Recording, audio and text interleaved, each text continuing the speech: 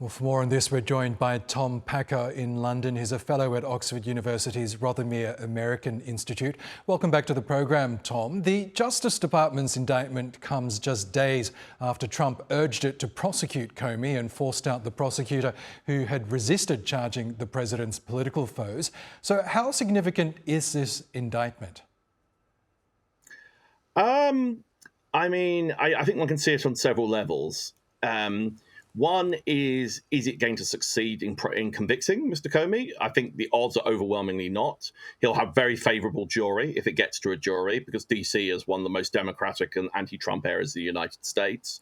And the evidence is very strongly in his favour.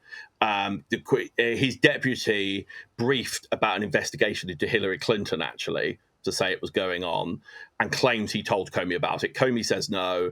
I think every independent report that's looked into it has found Comey's telling the truth. But actually, the nature of the indictment is such that actually it appears to be prosecuting Comey for having denied he authorized it, which no one has claimed. So he's in a very strong legal position. Obviously, there's a degree the process could be the punishment. But again, I think in Comey's case, he'll have a lot of hassle, but he could probably make a lot of money talking about this case, writing books and so forth. So it won't be the process to punishment the way it is for a usual.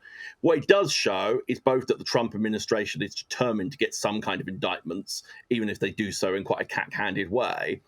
And while I think Donald Trump and Lizzie Harrington have to be to blame for this, it is also part of a generalized process, which you saw lots of very aggressive charges against Donald Trump and some of his associates and attempts to disbar them. So the process didn't begin here, but it's an outrageous prosecution, which I think is as certain as prosecutions get to fail to secure a conviction.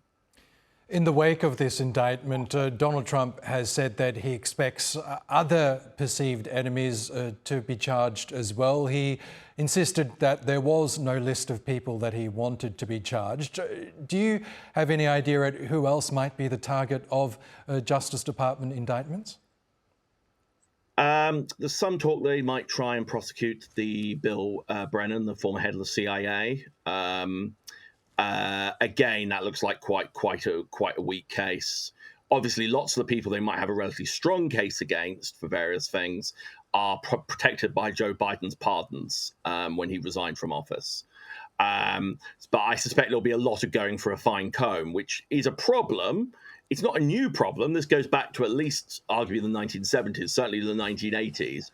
One problem is there are so many laws in the United States that if someone goes through your entire life, they're liable to find some law you've broken or not. So, but one thing that is going to make this tricky for the Trump administration is that there's been a mass rebellion by professional prosecutors, as we've seen in the Department of Justice.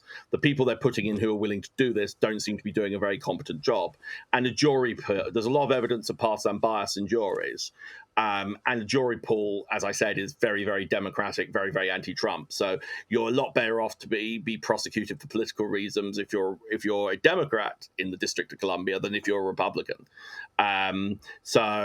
I think obviously this one they've rushed through because they're about to hit the statute of limitations. But the fact this case is so weak is, to me, a sign that they're struggling to find very powerful prosecutions against people. Okay, Tom Packer, we'll have to leave it there. Great to get your thoughts as always. Thank you.